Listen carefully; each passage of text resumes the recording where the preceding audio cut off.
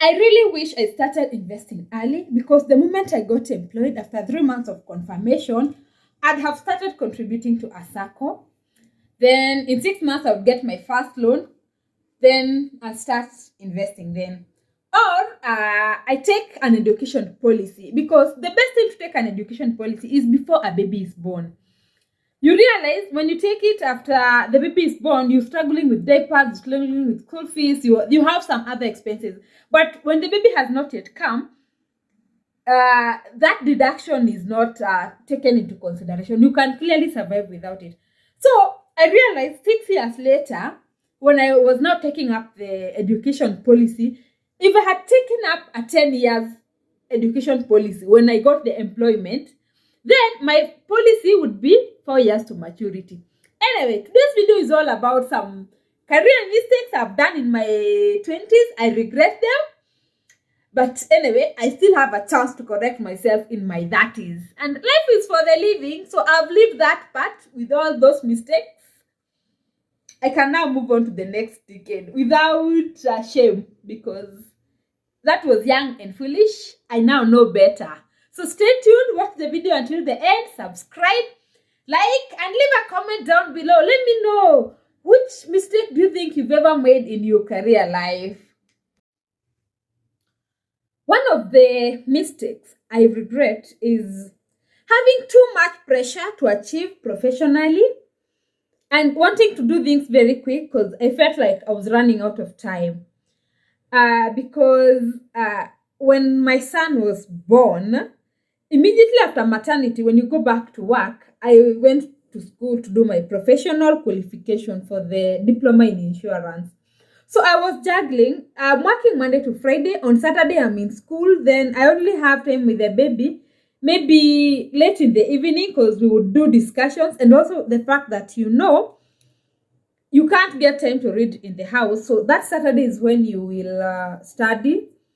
So you come back to the house late in the evening. Then the only day you can comfortably say you with the baby is on Sunday. I don't know where I was rushing to because even after finishing the professional qualification, I really didn't get a promotion. I really stayed in that organization for more than 3 years later. And I feel when it comes to time for being a mother, be a mom because these children grow very fast.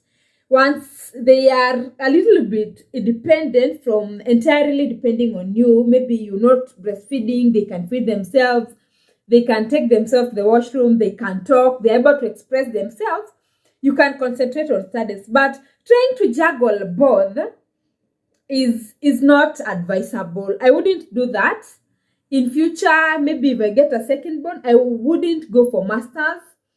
I would choose to first of all raise the baby, then other things can wait. I've seen they really wait. So I don't want to put myself with a lot of pressure.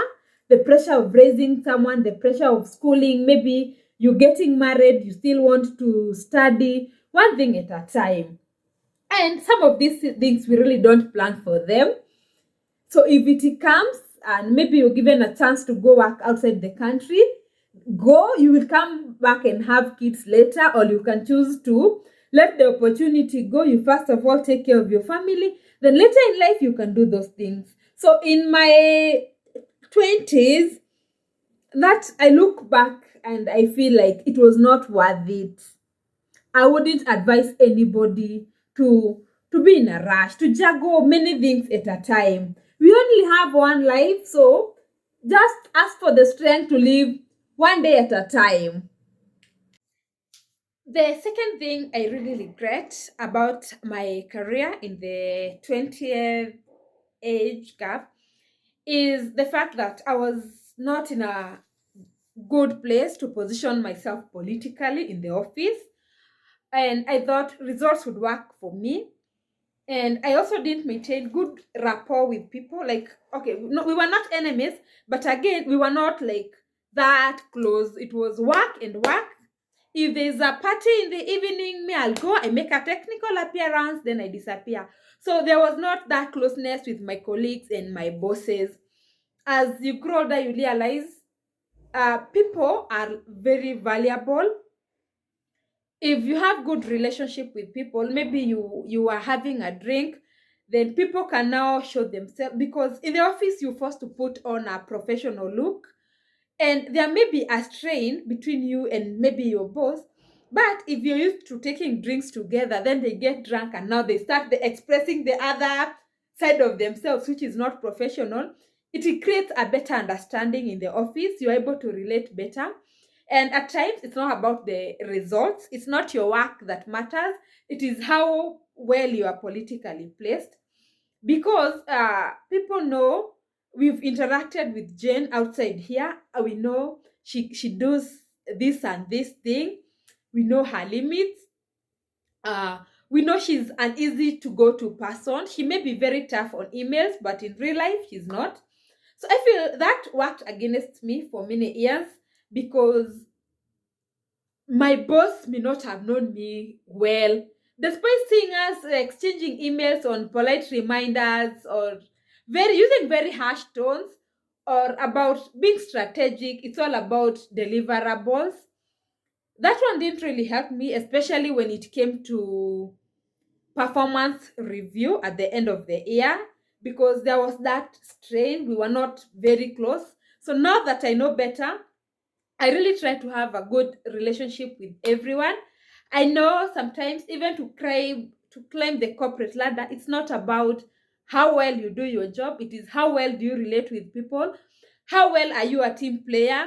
In what instances have you shown your leadership skills?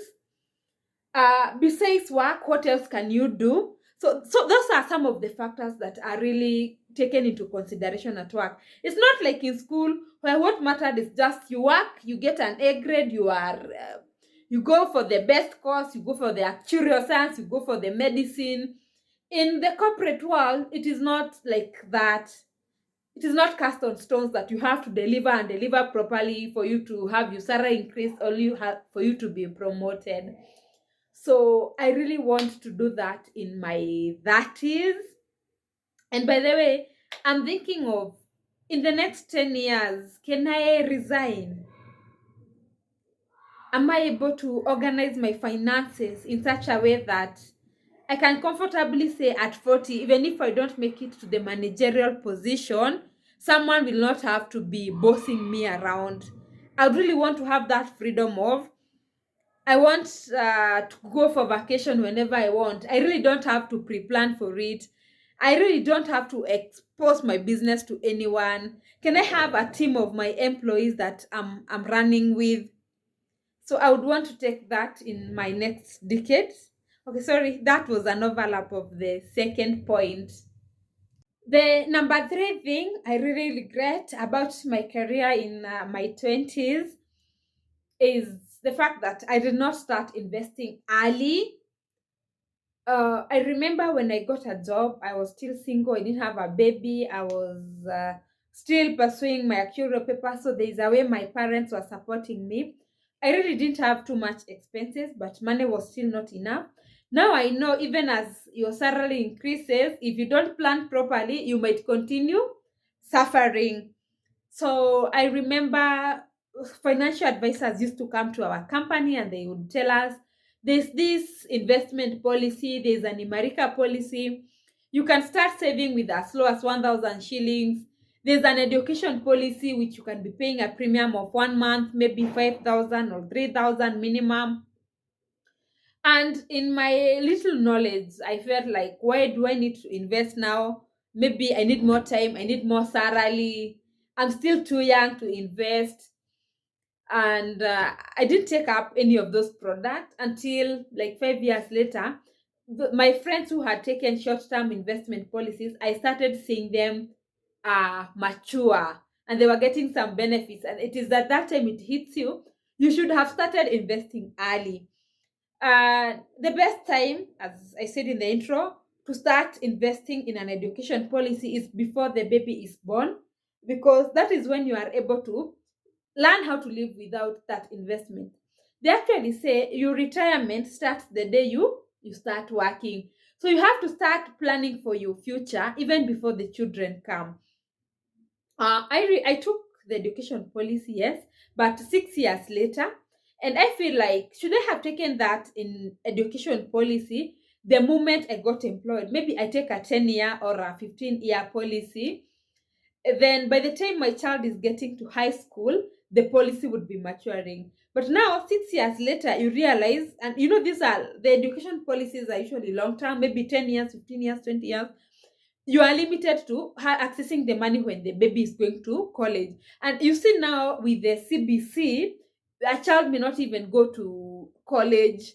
They can do diploma, they can do certificate, depending on the skills they've learned while they were young. Okay, I do not regret investing now, but I feel if I started investing earlier, my returns would have been higher in the long run because I wasn't saving that money. I even remember I did join a circle. I joined a circle like 2 years later, and your lifestyle doesn't change when you save more. So I would encourage anyone who is starting her career, maybe you've just graduated, you've gotten your first job, start saving, join those circles, join those investment plans as early as possible, because you learn to live with what you're left with after the deductions are made in your salary. The number four thing I really regret about my career in the between 20 and 30 is the fact that I really prioritized work over family. And by that I mean, just to give an example, in 2018, my dad passed on. He passed on at around 7 p.m. So I was on transit from work to home. And I really cried the entire night. And I was the death of someone is traumatizing, even though we don't realize it. But the entire night I was feeling like I would want to go home. I want to go see my dad. I want to see him being taken to the mortuary. I feel like they're still the way you are in denial when you receive those death news. And I was dealing with motor insurance certificate then. They were physical, and I was the one carrying the key to the safe. I really don't recall well whether I had gone with it home or what exactly happened. So the next day, even when my eyes are swollen because I've cried the entire night, I had to go to work. No, because nobody told me, but I felt like I need to tell my boss, I need to inform the HR that my dad has passed on. I need to hand over the job that I left pending yesterday before I go home. I need to seek permission to be off. Like, you cannot just fail to go to work because your dad passed on. And remember, at this point, I'm grieving. I can't even concentrate well at work.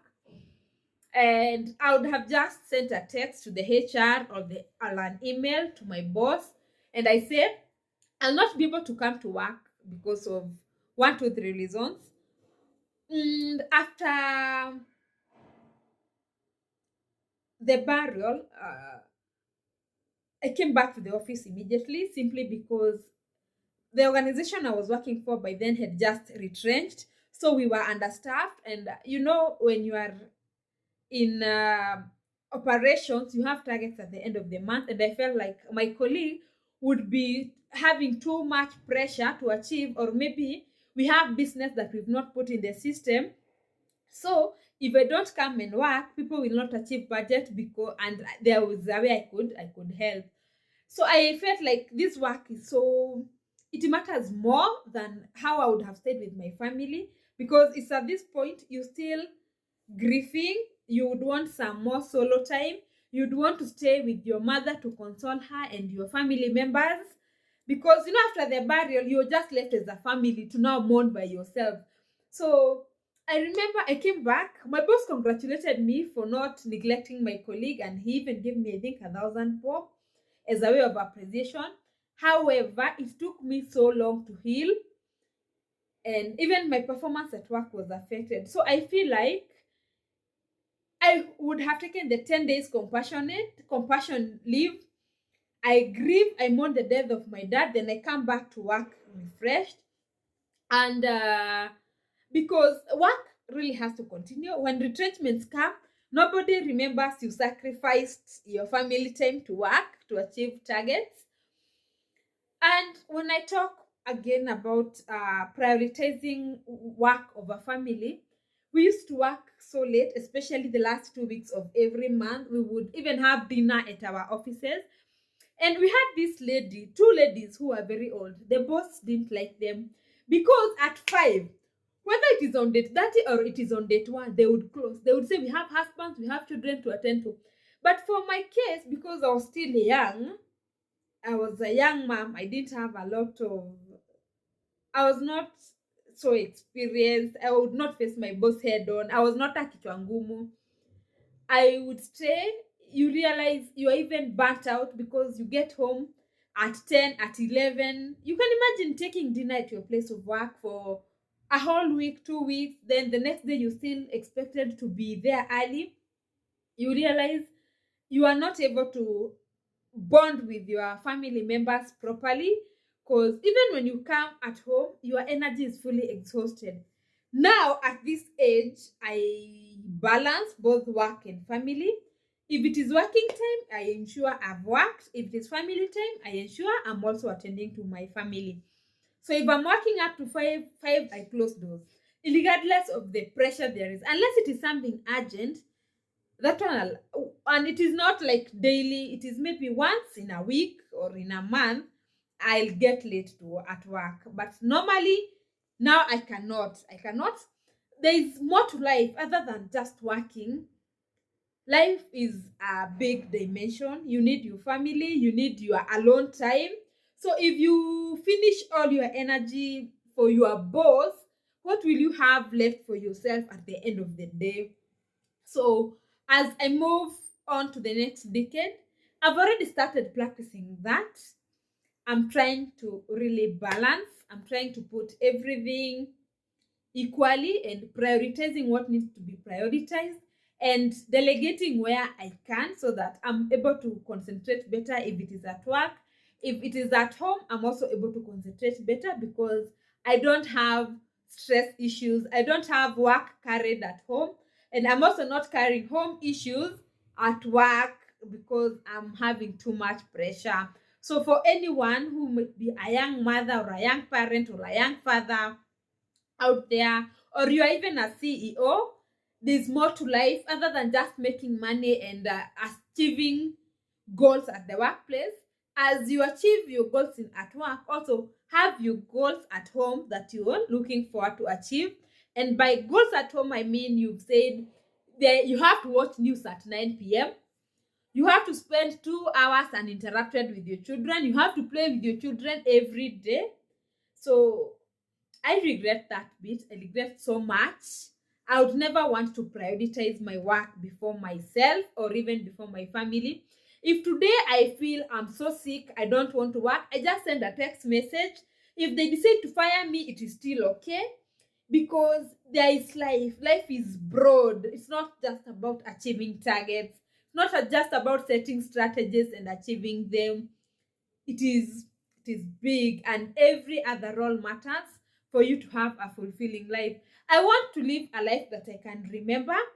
I don't want to live in threats. I don't want to feel like my job gives me too much pressure or my family is giving me too much pressure. No, I want to live a relaxed life. The number 5 thing I really want to leave behind my back as I move on to the next decade is having to maintain a corporate image at work and even outside work. And by corporate image, I mean if you're working for a big organization, a brand that is well known in the country or even internationally, people usually feel entitled to dress in a particular way. You have to get your clothes from My Avenue, or you have to wear particular suits. You've got to live in particular estates. Your children have to go to particular schools because it's a shame to be taking your school to local and you're working in a place where people are taking their children to group of schools. You cannot be using a matatu while 98% of your colleagues are driving. I use my examples so that people can relate. I remember when I got pregnant, I was staying in a bed sitter. And there was this pressure to say, my colleagues will come for a baby shower, they'll come for a baby visit. So with the salary and the company I'm working for, I need to move to a big house. So I need to move to a 2 bedroom. I need to get new seats. I need to get a new coffee table. Like it has to look this glamorous. I know people usually have that pressure. Like your colleagues are coming, you have to cook for them the best. You will even sometimes be forced to hire a chef because you don't want anything to go wrong. And at the end of the day, you it is not fulfilling. You're not living true to yourself. So I would want to live with my own definition, as long as I know while at work I'm supposed to be professional, and that includes how I talk, how I dress, and how I show up. Then after 5, I don't have to be professional. I now become myself. I can live in whichever estate I choose. I can wear the clothes I want. My children can go to the school I want. I can live my life the way I want. There's no that thing, ideal thing in the corporate world that I'm supposed to take with me outside. I want to live for myself, not for the people. As long as I'm comfortable with something, then my colleagues don't really have to put me under any pressure. If I feel like I want to carry food to the office and people are used to going out to buy, I can still do that, whether I afford it or not. The last thing I'm taking with me to my next decade is not feeling the urge to be part of a community, because we spend most of the times with our colleagues and we now think these are our family members. We need to include them in our weddings, we need to include them in our rural shows, we need to include them in our children's birthday parties, we need to tell them how we spent our weekends, we need to tell them how we spent our salary. If it's at the end of the year and you're being reviewed, you feel like you're entitled to tell your friend, oh, I was given a 5 out of 10, I was given an 8 out of 10. Work is very personal, and it doesn't matter even if you're given a 1 out of 10, even if you are hired, you are the least paid. No one should intimidate you. I encountered this case where someone was favored by the boss because they had worked in previous organizations and people had been brought by other people. And when you are the son of a peasant farmer, or when your mother doesn't work in a particular organization, or we don't even, or you didn't go to Alliance High School, there is a way people try to intimidate you at work. So I wouldn't want someone to intimidate me in any way, as long as I can do my job and do it to the best of my ability. I don't have to compare how much I earn with someone else, because we don't spend the same. They have the responsibility which I don't have, or I have more responsibility compared to them. So this is my life, this is my book.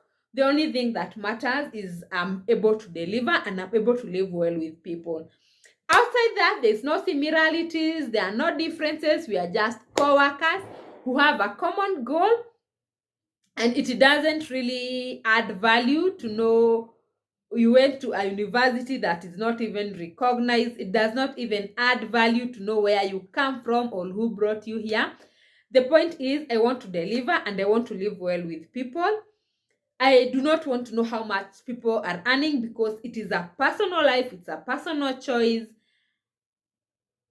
I don't want that corporate colleague thing to take me along, and I don't have to associate myself with particular people, or because I'm a Kikuyu now I have to be going out with the Kikuyus. No, I want to experience this life so I can interact with whoever I want.